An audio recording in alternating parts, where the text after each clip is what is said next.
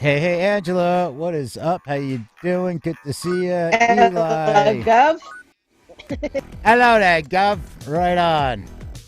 All Good right. day. Oh, what's the good word? Okay. Oops. Just going to start pinging some people up. Let's invite Tyler and Victoria up as we get the pre-roll going. Everybody tuning in. Let me get the live stream is up and running.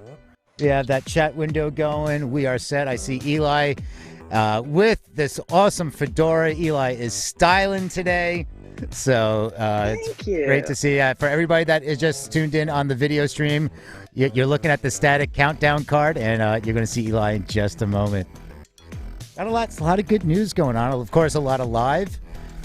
And I think there's something with Broadway, so I know Eli's going to want to cover that one.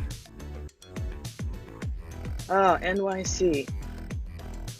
Right on. And we also have some UK stuff going on in the UK with a lot of shows being announced for the British summer. So it's going to be a good time. And we go into the countdown.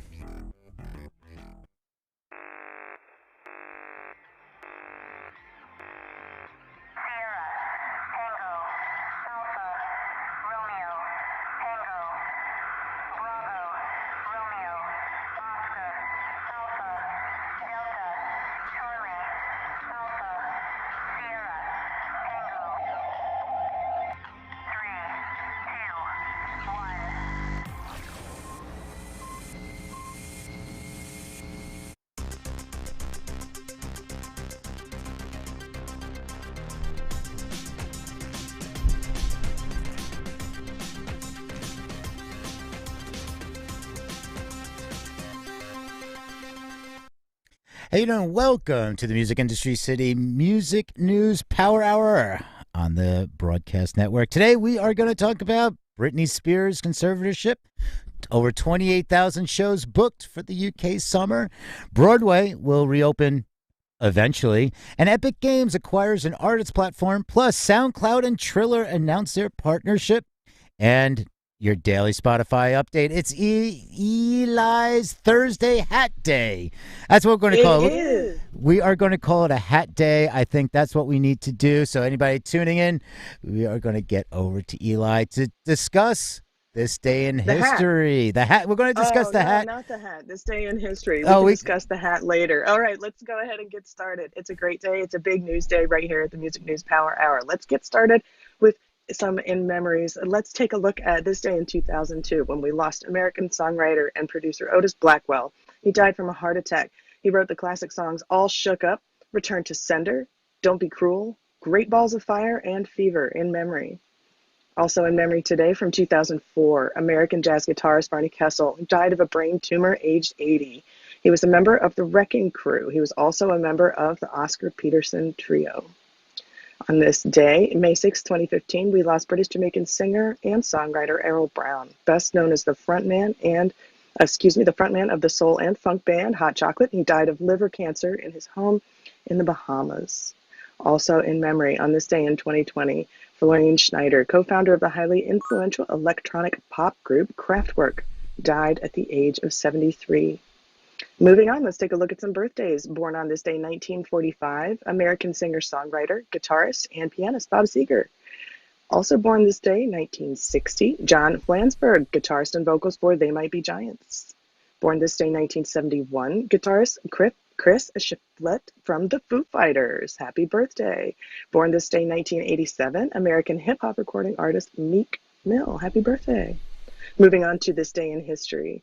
May 6, 2003, after the controversy regarding Dixie Chicks member Natalie Maine's comments about President George W. Bush and the Iraq War, a Colorado radio station suspended two of its disc jockeys for playing music by the Dixie Chicks.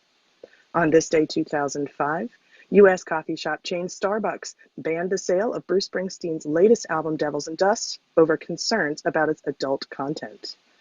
On this day, 2008, Baby Shambles frontman Pete Doherty was released from Wormwood Scrubs prison in West London after serving 29 days of a 14-week sentence for breaching the terms of his probation. The singer told reporters that he was glad to be out and he was looking forward to having a drink and spending some time with his pet cats, and aren't we all? And on this day, May 6, 2013, Lauryn Hill was sentenced in the U.S. state of New Jersey to 3 months in jail for tax evasion. The 37-year-old Grammy-winning singer had failed to pay taxes on about $1.8 million of earnings between 2005 and 2007. In a statement to the judge, Hill said she had intended to pay the taxes but could not after withdrawing from public life and ending her music career to raise her children. And that's it for this day in history. Over to you, Peter. Right on. Thank you. And everybody's like somebody just typed in the chat, the hat looks great. So Thank you, thank you, thank you. I like the hat too. It's a good day for a lid. it's a hit. So I think we're gonna have to make like an official hat day. So with that being Well, you wear said, a hat. I do. You wear I a always hat. wear a hat, but mine's just this baseball cap because the bald head reflects too much light, so I don't want to blind anybody. And with that being said, That's let's go. fair. Yeah, let's get over to what we're going to do today, and we do every day.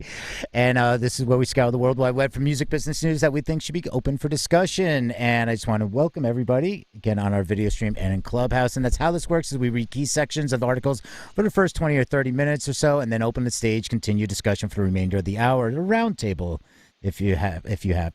And what we do is also invite some people up if we don't see you. If we don't invite you up, that just means we didn't see you or we're reading. Feel free to raise your hand and join the conversation if you have anything that you want to comment about a particular article, or if there's something you want to bring to the stage that we didn't cover. So with that being said, let's get to it.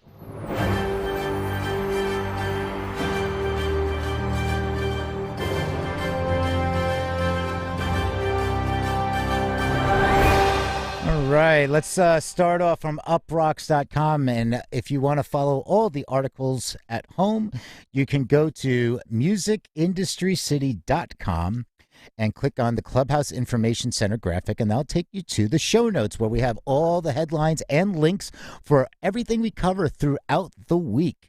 So if there's something, it's kind of like a little self-curated news listing. So, and we do this for Friday. We do the week in review. So if there's anything that you see that we spoke about during the week and you want to talk about it, bring that up on Fridays. All right, let's kick off with this one, and we'll file this under Leave Britney Alone. Britney Spears, you've seen a lot going on. We haven't really talked about it, but this one kind of started coming to, just want to give us a little update. Britney Spears is reportedly seeking to continue her conservativeship just without her dad. All right, so she's still in the midst of a legal battle surrounding her court-appointed conservatorship, a case that has been seen an uptick in public scrutiny following the Framing Britney Spears documentary. While fans have been calling for an end to it, the singer herself has reported she's happy with the arrangement for the most part. Last week, it was reported that she had asked to meet with the judge to personally speak about her legal situation. Fans speculated what the singer planned to speak about, but new details from TMZ unveiled Spears' plan to ask for her father to be removed as her co-conservator. Spears has previously aired her grievances with how her father handles her business. She's even stated that she refuses to perform until her dad is removed as her conservator. It also states that Spears and her father currently aren't on speaking terms, and the singer doesn't trust some of the people he's brought to the team. So, it's going on. There's, she talks about, so released a statement of her own regarding the public interest in her conservatorship case, and some of the details mentioned in the Framing Britney documentary. Quote, "These documentaries are so hypocritical. They criticize the media and then do the same," she wrote an Instagram post. And she also quelled rumors that she doesn't run her own Instagram account. And so leave Britney alone. This one is from the other day in Billboard. It's from publishing. This one, Hypnosis Songs buys a catalog of Grammy-winning producer Andrew Watt. And what is different about this is that now, instead of just going for the Red Hot Chili Peppers or Bob Dylan, it's now we're talking about producers. So Hypnosis Songs continues its spending spree, this time buying the catalog of Andrew Wattman, the writer and producer of hits for Shawn Mendes, Camila Cabello, Miley Cyrus, Dua Lipa, 5 Seconds of Summer, and many more. And he's working under the name Andrew Watt, just Watt. The Music Man kicked off his career initially as a guitarist for artists including Justin Bieber before establishing the rock band California Breed in 2013. And aged just 30 and still on the rise, Watt has co-written 5 of the top 100 most streamed songs of all time. And he recently won Producer of the Year, non-classical category, at the 2021 Grammy Awards. Financial terms of the deal are not disclosed. And he quotes the Hypnosis Song by the Hypnosis Songs Fund Limited, and he goes, Quote, it's amazing to be welcoming Watt to the Hypnosis family, just as he has been awarded the Producer of the Year Grammy for his work with Miley Cyrus, Post Malone, etc., and has been #1 all over the world with Justin Bieber. Thomas Mercuriadis, founder of the Hypnosis Song Fund. All right, so it's really interesting that we're looking at, even more catalogs, but now we're talking about going into the producer catalogs. So this is, and a lot we've seen are legacy artists, and like Crosby and Dylan, and Crosby was doing it because strapped for cash, and you look at Stevie Nicks. So a lot of these legacy artists are kind of thought is that they're cashing out because it's an investment and they only have so much longer with their catalog. And now we're looking at somebody in their 30s saying like, no, this is an important deal, and now it's a different generation. So this is really going to be interesting to see how this pans out. All right, let's move over to some live music talk. I know this is always big and interesting for a lot of people. So ping on some, I know there's some people out there who are going to, if you want to join in, please feel free to raise your hand. Also invite you on up. This one is in Forbes, and all 100,000 tickets for Travis Scott's Astro World Festival sell out within minutes. And naturally, things are selling out quickly because there's not many on sale. But, would this have sold out quickly anyway? Because we've seen that happen anytime. Bonnaroo, Coachella, Glastonbury, they're all sold out really quick. So they break it down to the top line and saying, anyone hoping to score for a ticket for Travis Scott's Astro Festival is already far too late. After 100,000 tickets for the fall 2021 event sold out in matters of minutes, and the latest sign, Americans are ready to get back to big packed events. Yeah, well, we're ready because the supply is limited, and we've been out of the live events for 14 months. So yeah, we want to get back out there. Some of the facts are tickets for the music festival scheduled for November 5th to November 6th at Houston's Energy Park went on sale at 10 a.m. Wednesday, but sold out within 30 minutes after, according to KPRC TV and numerous fan complaints on Twitter. Artists who could perform at the event included Megan Thee Stallion, Cardi B, Eminem, and among others, and Scott is serving as the headliner. So they talk about, the popular rapper first launched the festival in his hometown of Houston back in 2018, but the 2020 edition was called off like nearly all the big events. What to look out for is the Astro World Festival will likely be one of the biggest music events since last March, but it'll likely be joined in terms of crowd size by some football games. NFL Commissioner Roger Goodell said he expects all games to be played in full capacity statements next fall, while numerous states moving to lift COVID restrictions will clear the way for packed college football games. And this is some more to wrap this up is live music and concerts slowly making a comeback, as we see. But top health officials have consistently said the only safe way to fully reopen society is through the vast majority of the population getting vaccinated, and there's growing concern vaccine hesitancy could impede getting back to normal. According to a Gallup poll released Wednesday, far more Americans, 55% of them, are now concerned about people not getting vaccinated than they are about the vaccine supply, which was only 15% of the people worried about. President Joe Biden has set a goal for having 70% of Americans with at least one COVID shot by the 4th of July. All right. So, this is, it's great to see it. But again, it's limited, and this is still kind of, buy at your own risk, I guess you could say. And with this being said, we're going to go across the pond to the UK, and this one is in nmemag.com, and that's over 28,500 shows booked for grassroots music venues this summer. All right, the quote is, the fact that musicians can get back to work, music fans can start to enjoy a live music experience again, and all the associated staff in the music venues ecosystem can go back to earning a living again is amazing news. A new survey has found that over 28,500 shows are booked to place in England's grassroots music venues as coronavirus lockdown restrictions start to be lifted. With the current roadmap showing May 17th as the penultimate stage easing COVID-19 lockdown restrictions in the UK before a planned return to full capacity social activity on June 21st. The Music Venue Trust surveyed all of its English members to discover what a summer of live music might look like in grassroots independent gig spaces. Their survey found that over 2,534 socially distanced shows are already on sale in 266 venues from May 17th to the June 21st, and with more than 4,000 shows across 400 venues predicted to take place during the month.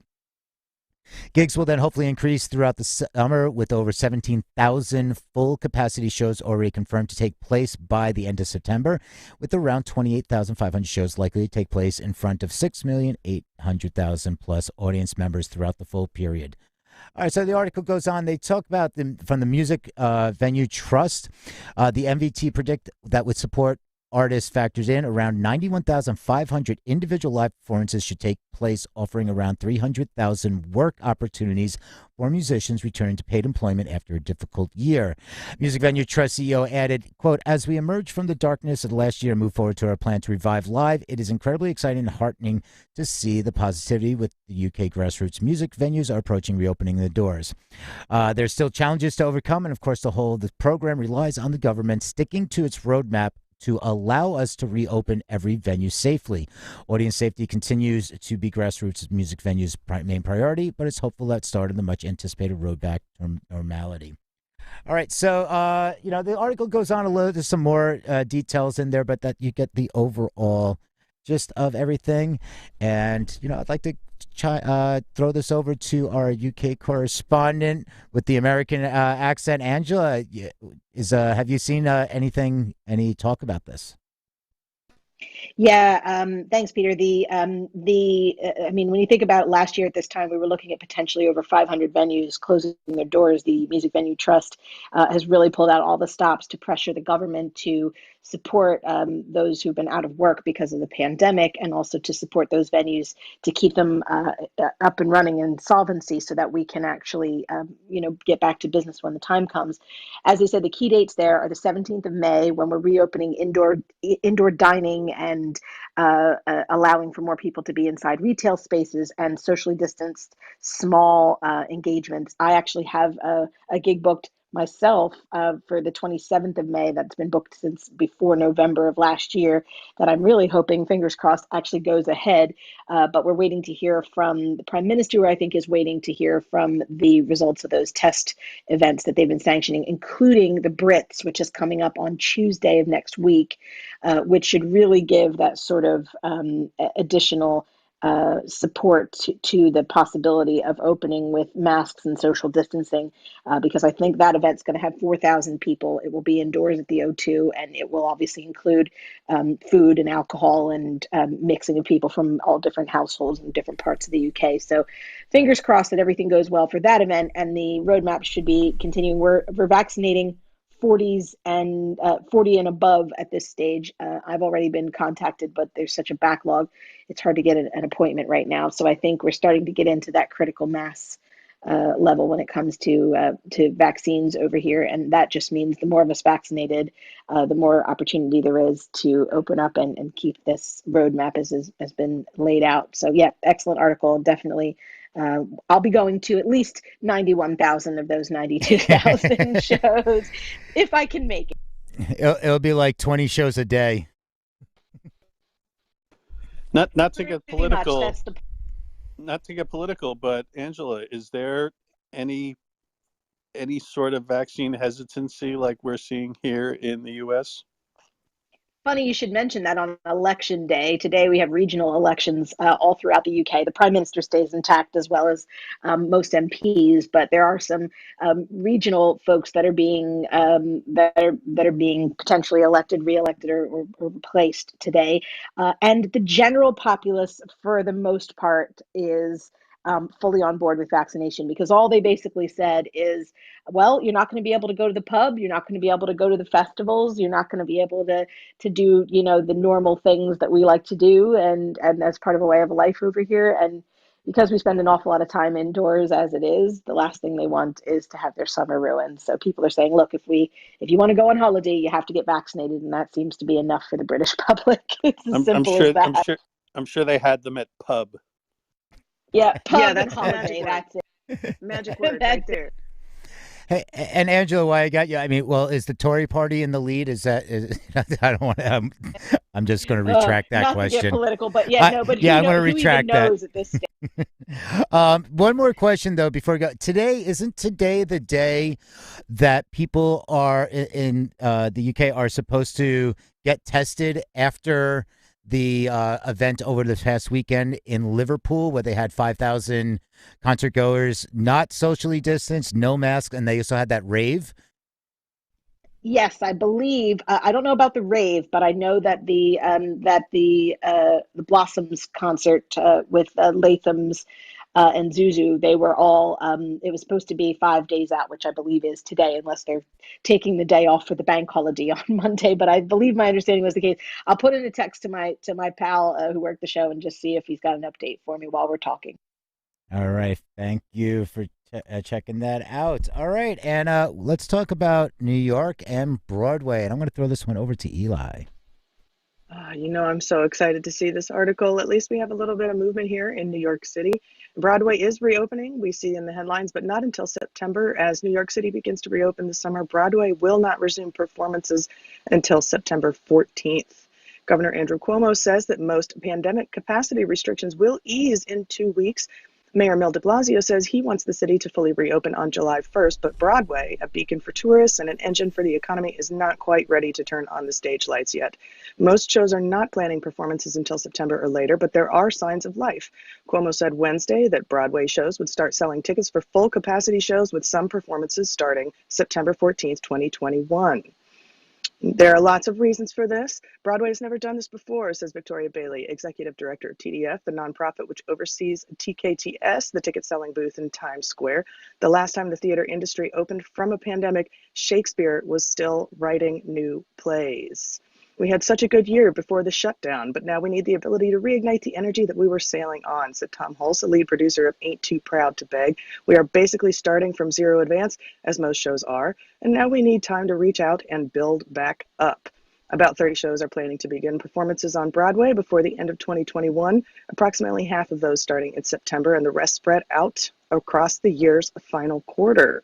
Of course, among the first to go on sale following the governor's announcement will be Phantom of the Opera, Broadway's longest running show. Others will be coming back are Hamilton, The Lion King, Wicked, planning to jointly announce next week that they plan to reopen in mid-September. Those shows, along with their titles and fans, face lower hurdles than others in reintroducing themselves to potential ticket buyers. A number of other musicals are also hoping to open in September: Chicago, American Utopia, Disney's Aladdin, and the inspiration of Canadian hit Come From Away. There remain many uncertainties. Will masks be required? Will performers sign autographs at the stage doors? Will vaccination cards be required? And there's a lot of questions.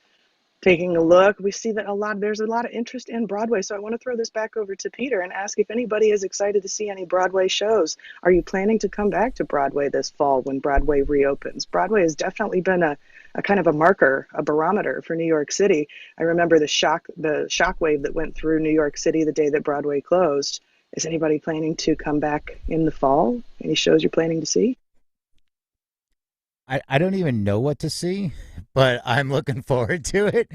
I usually end up randomly going to a Broadway show, and when you're living in the city, it's different. It's like, oh, hey, you want to go to a show next week? Okay, yeah, sure.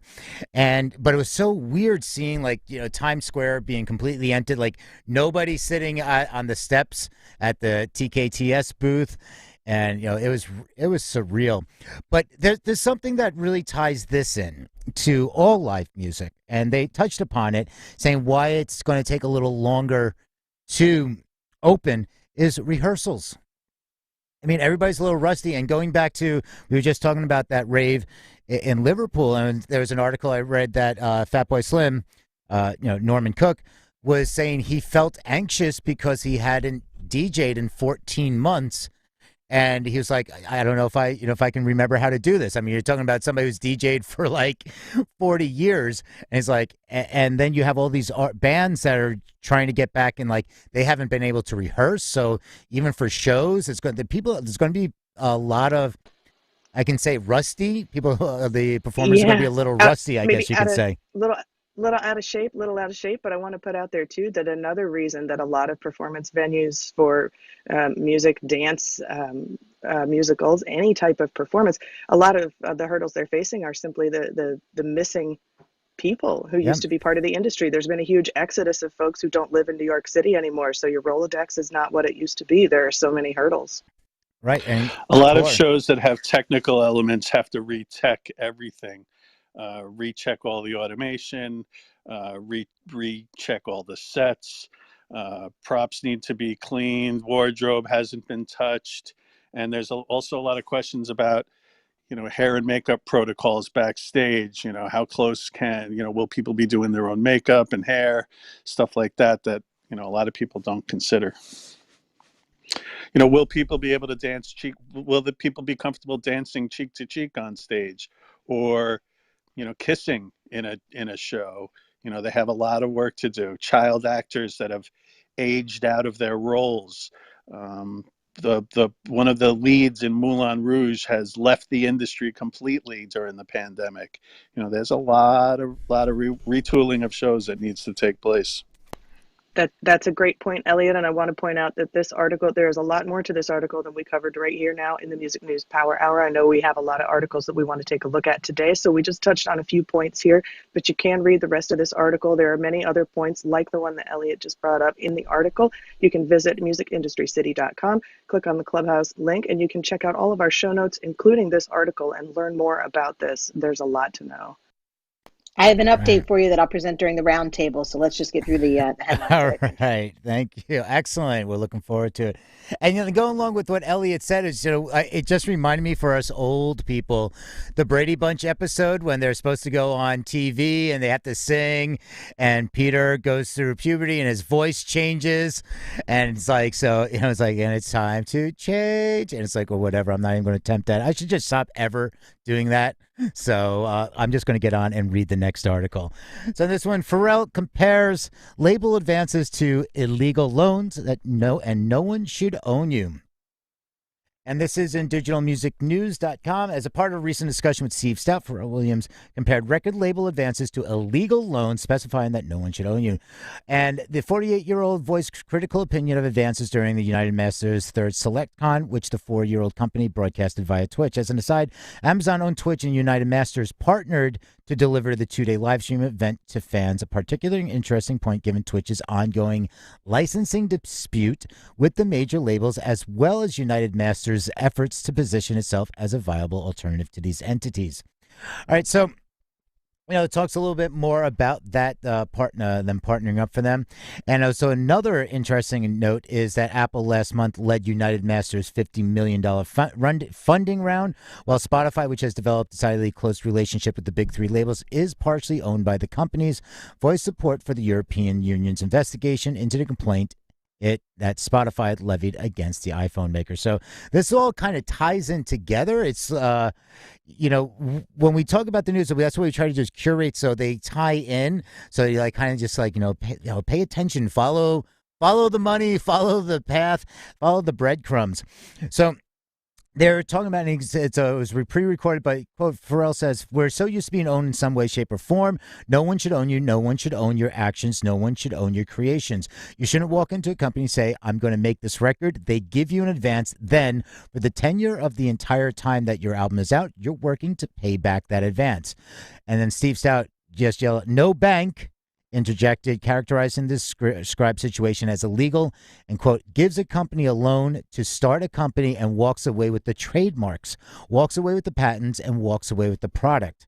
Continues, "The founder is somewhere still paying off that and borrowing against future earnings to try to get back, but they don't never get it. You don't need to do that." There's a lot of people working in the music industry to change that on the record company side, on the publishing side. It's not enough of them, but because that's been legalized, right? So they're not in a rush to get it done. And he goes on, "But there are good people in the business should you want to do that, and it's good to make sense, but you should always own your creations." All right, so this is, you see this going on, and we've seen in the past recent months talking about artists owning more of their rights, having more control. And this is, different opportunities. And I know Steve Stout has been pushing. That's what United Masters is all about, what he's saying there. So it's just, it's interesting to see how people are and how the response is going to be. On the tech side, let's move over to some tech. And speaking of tech, it's TechCrunch. And this one is Epic Games buys artist community ArtStation and drops commissions to 12%. All right, and this one, and it ties into a lot here. Go on the same day as Fortnite maker Epic Games goes to trial with one of its biggest legal challenges to the App Store's business model to date. It has simultaneously announced the acquisition of the artist portfolio community ArtStation and immediately lowered the commissions on sales. Now, standard creators on ArtStation will see the saved 12% commission rate found in Epic's own game store for PCs instead of the 30% it was before. This reduced rate is meant to serve as an example to the wider community as to what a quote reasonable commission should look like. This could become a point of comparison with the Apple App Store's 30% commission for larger developers like Epic as the court case proceeds. And what ArtStation today offers a place for creators across gaming, media, and entertainment to showcase their work and find new jobs. The company has had a long relationship with Epic Games, as many ArtStation creators work with Epic's Unreal Engine. However, ArtStation has also been home to 2D and 3D creators across verticals, including those who don't work with the Unreal Engine. The acquisition won't change any of that.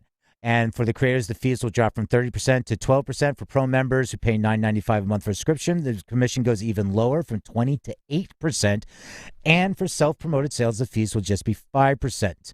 Art Engine streaming video service ArtStation Learning will also be free for the rest of 2021, the company notes. All right, so this is really interesting as Epic it talks about Epic going to battle with Apple about the 30% commission rate, and also we tied that in with the EU commissions on anti-competition that Spotify has filed in 2019, and the EU is going forward with that, saying that Apple is, the Spotify. They're basically what it is everybody's tired of Apple taking 30% of their commission. So that's really what it comes down to.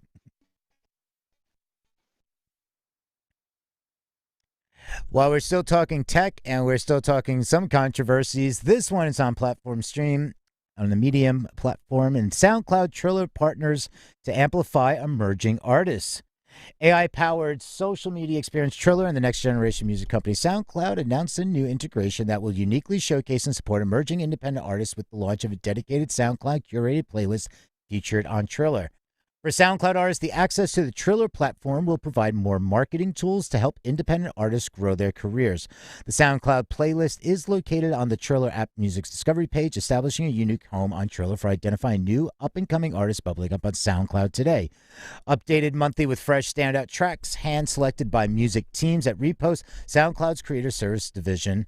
All tracks are available for Triller creators for use in their own video content within the app.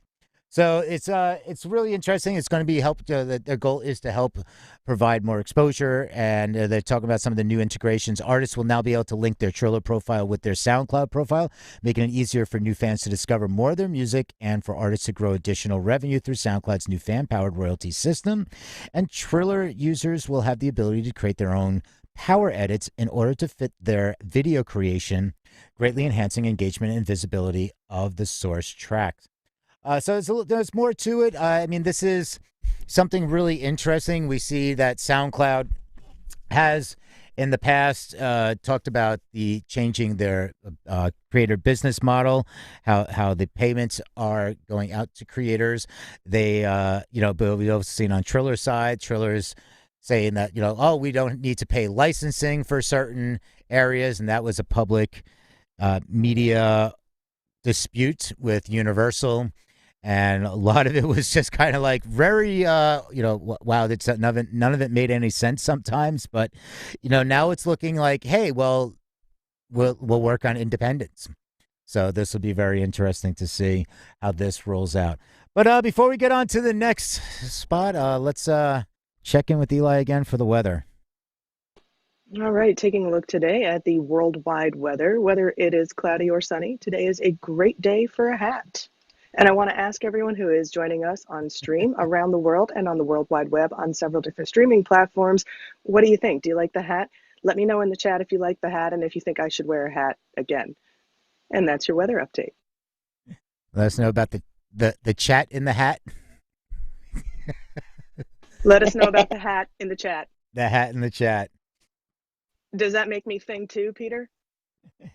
Sorry? if we're doing the hat in the chat, are you thing one and I'm thing two? Is that how that works? Exactly. That's how it works. Yes. Right on. All right, and this one's from Variety magazine as we just start to wrap up. XXX Tentacion's estate to unveil NFTs with unreleased tracks next week. So it says they'll release series of NFTs containing 5 tracks that have never been commercially released, as well as previously uncirculated video footage from his only tour in 2017, according to a report in Rolling Stone. The late rapper's former manager, Solomon Sounds, who announced a new job as A&R Senior VP at Capitol Records earlier this week, and estate run by his mother, Cleopatra Bernard, have joined forces with the company Yellowheart, which also handled the Kings of Leon NFTs earlier this year.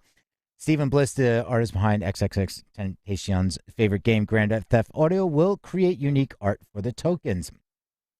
They say the 5 songs are not necessarily rare. Although they are big on SoundCloud, we never had the opportunity to monetize them or bring them off platform. He says, adding that he polled a bunch of fans to decide on the final tracks. Quote, some of these songs aren't even on his SoundCloud page anymore, and they are just the remnants of them being reposted. These are the songs that built his career and led up to the explosion he had. So, yes, it's going to be, we're starting to see posthumous NFTs being made. And, so, we're going to see how this rolls out, and it'll be good for the estate. And we're going to continue just with a few more on tech. And this one is in Hypebot, that labels file lawsuit alleging Vimeo failed to stop unlicensed music. The global music industry trade group IFPI, its Italian counterpart FIMI, and the Italian anti-piracy organization FPM have coordinated a legal action on behalf of the record company members against Vimeo. The IFPI lawsuit alleges that Vimeo failed to prevent unlicensed music from appearing on its platform. While this action is specific to Italy, multiple sources tell Hypebot that major labels are contemplating similar actions against Vimeo in the U.S. and elsewhere. Commenting on the action, IFPI Chief Executive Francis Moore said, Vimeo has fallen short of its obligation as an online content sharing service to take effective steps to prevent unlicensed music from being made available on its site. Significant amounts of unlicensed music are being uploaded and re-uploaded to its service. That is why the recording industry has taken action against Vimeo in Italy. Goes on, record labels invest heavily in discovering, nurturing, and promoting artists. The making available of licensed sound recordings harms their ability to secure a return on their investment, which is crucial to their ability to invest in new artists. Initial thoughts on this. This is one of those areas where, on YouTube, it's, you're talking about billions of users and views, per day. Vimeo has always been one of those, it seems like more of the platform where it's kind of for the creatives, or like more of the film directors. They use it because of the high quality. I don't think people are really searching that. I certainly haven't searched Vimeo to find a song released by somebody. Has anybody used Vimeo for that? I'm not saying it doesn't exist, but my only experience with finding music on Vimeo is when I'm searching for something in a Google search, and the only place it's available is on Vimeo, and then I'm able to see it there. But I don't actively seek it out on that platform. No. Same, and I agree with you, Peter, that it tends to be what I would call the technical term artsy fartsy place to upload your videos, because it does have that aesthetic with the higher quality. So a lot of music video directors will use it for their reels, and in all fairness, it's not been lost on anyone that there's a lot less policing for their copyrights, because obviously if you have a familiar song behind your reel, it's going to be a lot more appealing than one that's been approved. So there you have it. Yeah, it's interesting because, again, there's areas that, I'm all for, making sure, creators are getting paid. But where is the wiggle room of just saying hey, this isn't a discovery. Nobody's, copying, or people are, or it's it's tough because you look at what's going on in virtual reality right now as well. And there's so much going on there. I'm not letting the cat out of the bag. Anybody can go into Allspace or VR chats, and the DJs that are doing amazing things in VR. And what you have is they're live streaming. They're playing music. I mean, Twitch is having their reckoning, but you still see plenty of DJs on there. And then Twitch is saying that they don't need certain licensing and they have everything in place. So, it's an ongoing battle, and we overuse that term, the whack-a-mole. Like, but where's the next technology that something's popping up that needs to be licensed? So where is that easier way that the music industry can come up and say, hey, this is Monster Cat is doing this. There are other labels out there that are doing this, saying like, hey, just white label our shit. It's like, go. You want to use it on YouTube? Go for it. Play it as much as you want. Use it in your stuff. And others are saying they're creating Spotify playlists and saying, link Spotify to your Twitch. You can play it. We are whitelisted with Twitch.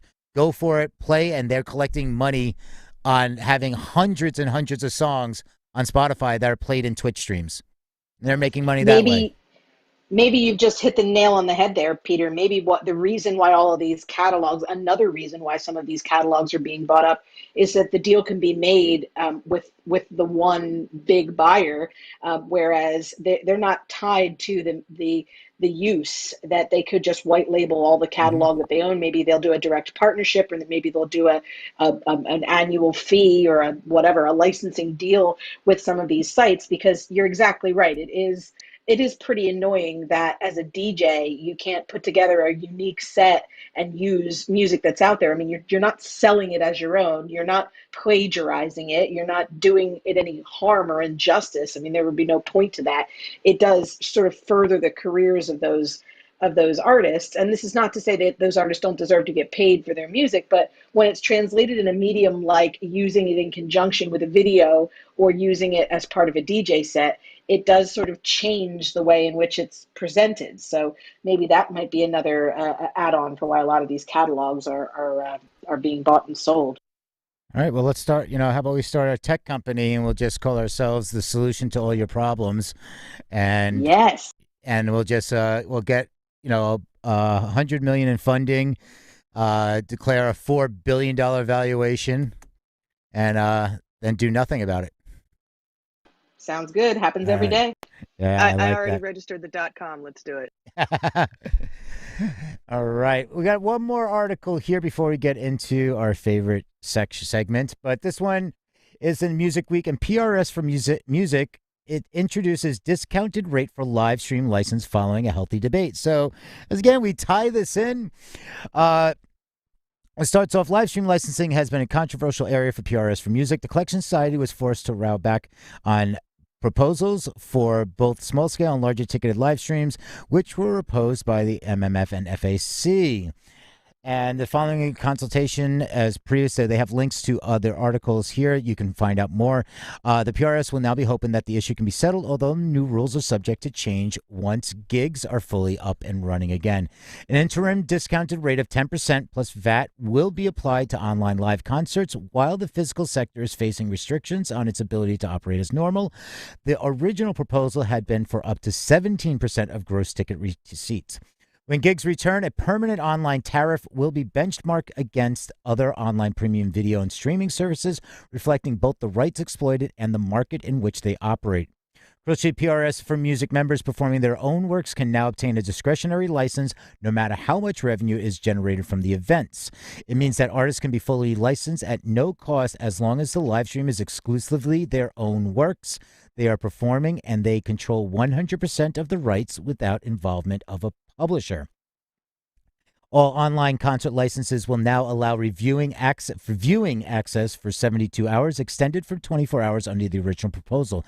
Small events generating up to £1,500 can now either obtain a fixed-rate license or apply for a bespoke rate linked to a specific event's revenues. The commitment was to not retroactively seek licenses from small-scale online live concerts has been extended to include all events that generate up to £1,500 in revenue during 2020. And so these changes to the existing online live concert LLC license follow a call for views and roundtables held with key stakeholders from across the industry, including venues, event promoters, digital platforms, and PRS for Music members. Nearly 2,000 responses were received, 80% from PRS for Music members. On the members who responded, 51% had held or were planning to hold an live concert, while 54% reported having had their work performed by someone else. It goes on in more depth here, and so it's there's a little bit more about the debate, but it's just interesting to see what's going on and with the licensing. And Angela, I think you might have something to say, but I want to table that just for a second because we're kind of getting close to the time, and it's time for the Spotify spot. It's time. The big green dot, it hits the spot. We're moving into the Spotify spot. Some of our final headlines of this Music News Power Hour from Music Industry City Broadcast Network. You can learn more about all the articles that we're discussing today by going to musicindustrycity.com. Or if you'd like to join the discussion, please just go ahead and raise your hand. We would love to hear from you if there's anything you want to contribute or if there's anything that we have forgotten in the headlines today. Please feel free to put your hands up, which means something different here than it does in the club. Join us every weekday, Monday through Friday, 12 to 1 Eastern, and we have all the headlines that you actually care to discuss, not just on Clubhouse, but on YouTube, Facebook, Twitch, and across streaming platforms around the World Wide Web. Thank you so much for tuning in. We are moving into the Spotify spot. Right on. Yeah. This one's going to be a really quick one because for today, it doesn't seem like there's a lot of Spotify news, so I pulled this one out just as a little fun notice here. And this is actually from the newsroom.spotify, and it's songs to soundtrack your vaccination journey. All right, so they have vaccine songs. So the blog post starts off, so many of our life moments, major and mundane, are soundtracked by music. Weddings, workdays, graduations, birthdays, commutes, workouts, the list goes on. Recently, we've seen all new type of celebratory soundtrack pop up around the world, the COVID-19 vaccine playlist. Since January 1st, Spotify fans have created more than 7,700 vaccine-related playlists globally, and based on the songs they've added, it's clear the optimism, excitement, and humor are the key things across track lists. So some frequently added songs include, and we're going to pull that up because that just cleared out, is Hit Me With Your Best Shot, The Cure, Jolene, Save Your Tears, Good Days, Here Comes the Sun, Walking on Sunshine, Big Shot, Gimme, Gimme, Gimme, and I'm So Excited. All right, and they say in the past 90 days, and then some by now, they've seen a 350% increase in fan-generated Spotify playlists specific to the COVID-19 vaccine. And as what vaccine did you get starts to become a commonplace question, people are repping the manufacturers by naming their playlists after specific vaccine types. So to help soundtrack your own vaccine journey, Spotify says they've created a new playlist to take you from the pre-shot pump up to the jab itself to the post-vaccine celebration. They worked alongside the Ad Council and COVID Collaborative to include a link to get vaccine answers directly in the playlist, ensuring all Americans are informed and have the resources they need before, during, and after the shot. So the link is in this blog post, and if you want to get to the blog post, you can go to musicindustrycity.com, click on the Clubhouse Information Center graphic, and that'll take you to the show notes where we have all the articles, headlines, and links from the week. And it's also great to keep that in mind. You can see what we talk about for the Friday week in review. So if there's something that you wanted to bring to the table on Friday, feel free to say, hey, you remember that article you talked about? I'd like to discuss that a little bit more. And with that being said, let's head into the roundtable.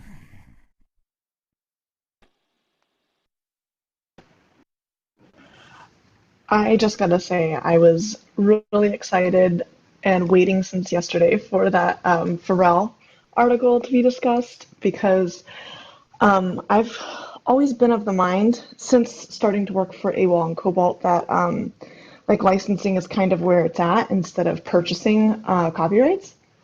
And I was once put in the unique situation to get to compare the AWOL deals versus like Sony and Universal and even the Orchard. And it was kind of eye-opening to me to see how some of these artists are being treated, particularly on the recording side where like they're being bought out like outright and instead of being considered as like collaborators on their own work. And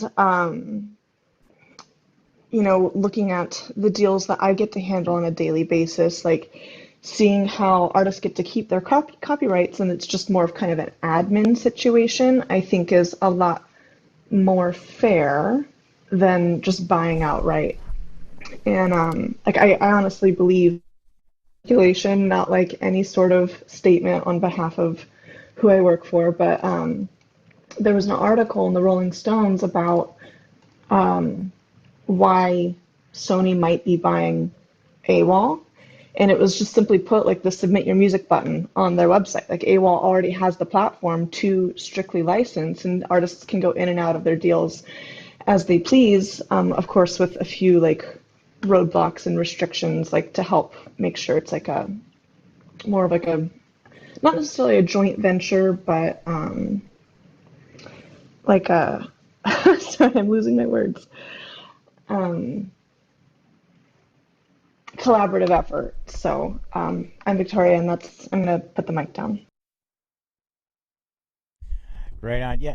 It's interesting that the AWOL acquisition, but they were tying in AWOL with the Orchard.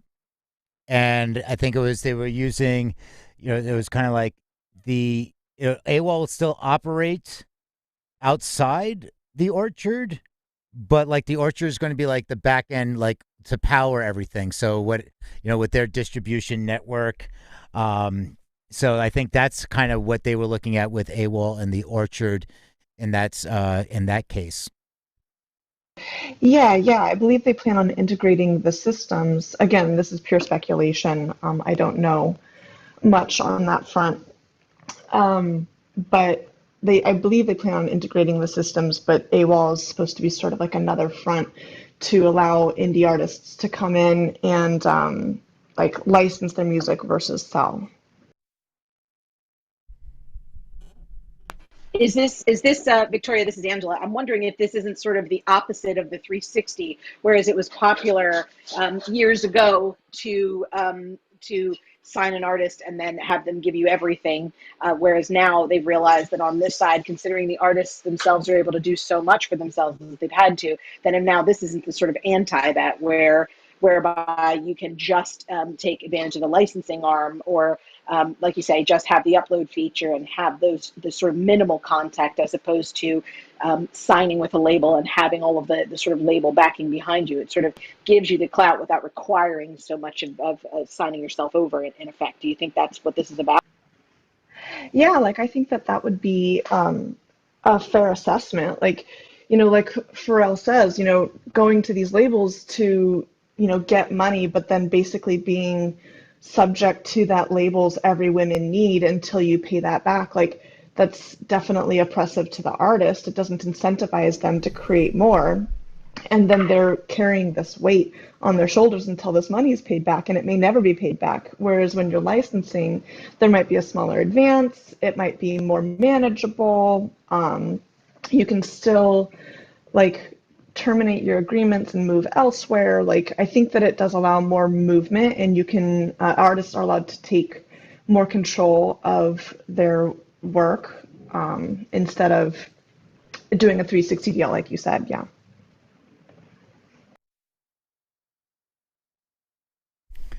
Right on. Does anybody else have some thoughts on this? It's a great, interesting discussion, and it's something that we should definitely keep going.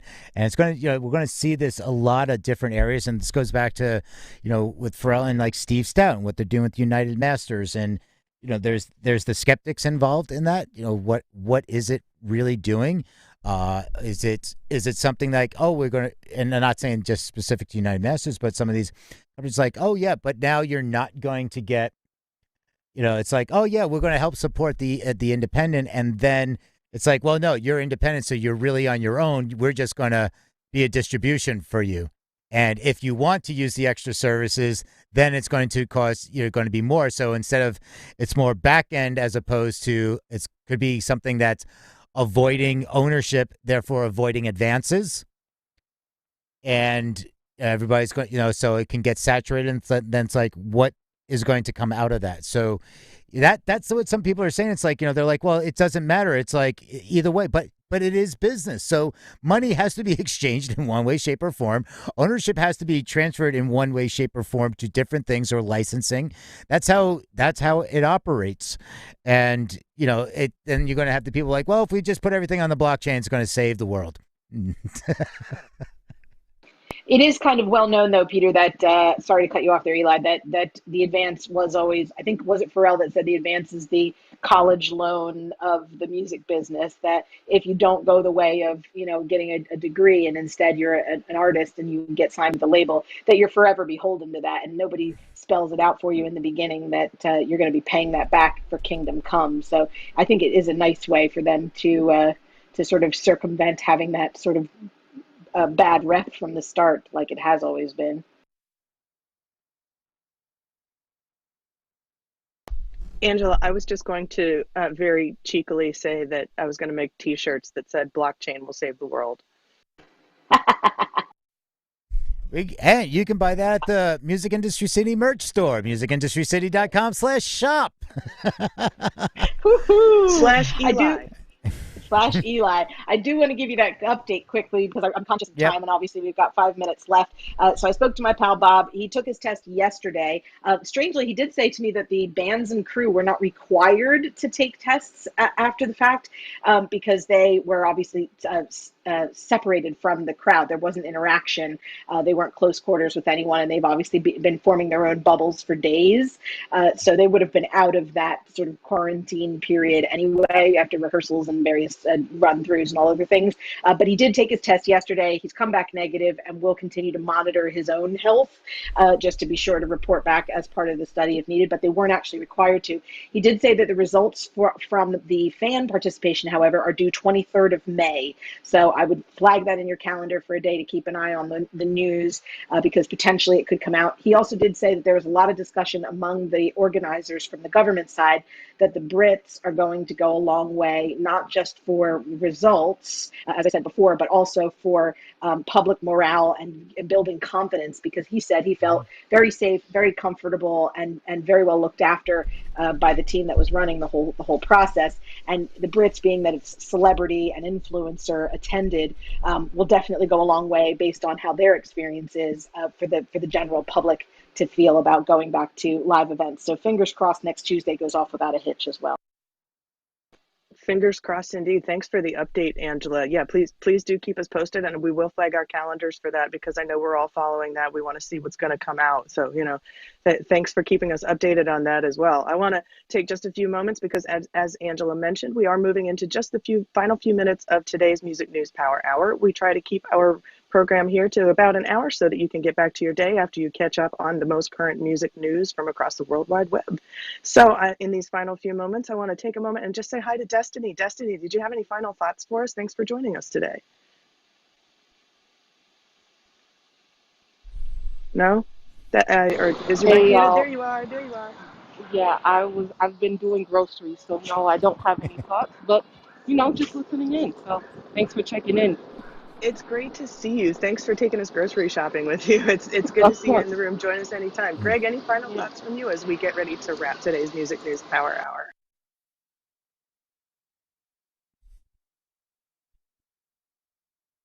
Greg's also on mute. Greg might be busy. Everybody's getting back to work here, and that's great news. Let's go ahead and move on to Elliot. Elliot, any final thoughts? Thanks for joining us today, and happy Thursday.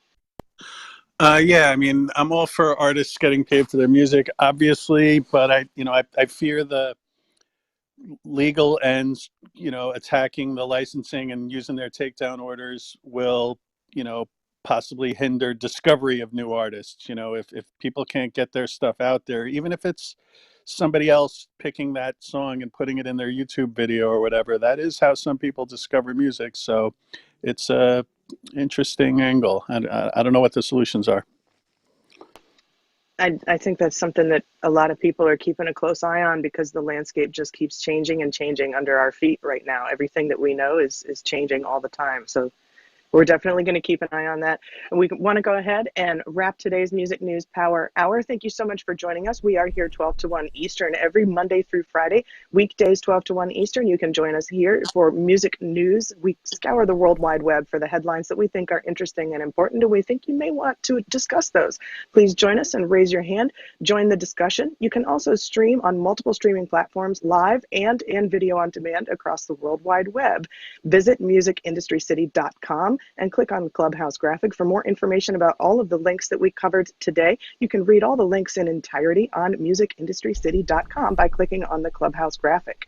Join us tomorrow for Friday Week in Review, where we are going to discuss all the headlines that we covered this week. We covered a lot. We're going to touch on anything that we didn't have time to discuss in depth earlier this week. So please do join us tomorrow, 12 to 1 Eastern, right here for the Music News Power Hour Week in Review. For my co-host Peter Schwing, my name is Eli Window, and we both want to thank you so much for tuning in and for listening and for joining our discussion today. And we hope to see you tomorrow right here, Music News Power Hour. Right on. Thank you, Eli. Thank you, everybody. And yeah, let's make the Friday Week in Review a party. I know people are busy, but let's all put this on the calendar, because I would love it that if like Friday just became like the audience day. It's like I thought you were going to say 2 martini lunch. I misunderstood. No, it's a 3 martini lunch. Hey, it's 5 o'clock somewhere in the world. Hey, it's 5 o'clock when it starts in the UK. So everybody party with us. Exactly. I love it. So let's spread the word. Let's get people in here, because Friday. Let's just make it like, I would love to read less articles and just let everybody speak on like the topics of the week. I think that would be really fantastic. And because I know people are busy, and I know it's like work's coming back, and so much going on. But like, just to make it like, all right, Friday is the place to be. Let's talk. Let's talk it out. Let's bring it into the weekend. Let's get some energy going into the weekend. So what do you think, everybody? Bump, set, spike. Let's do Boom. it tomorrow. Friday Week in Review All right here for the Music News Power Hour, 12 to 1 Eastern. Put your party hat on and pour yourself a drink. We'll see you tomorrow at 12 Eastern. See you tomorrow. Ciao.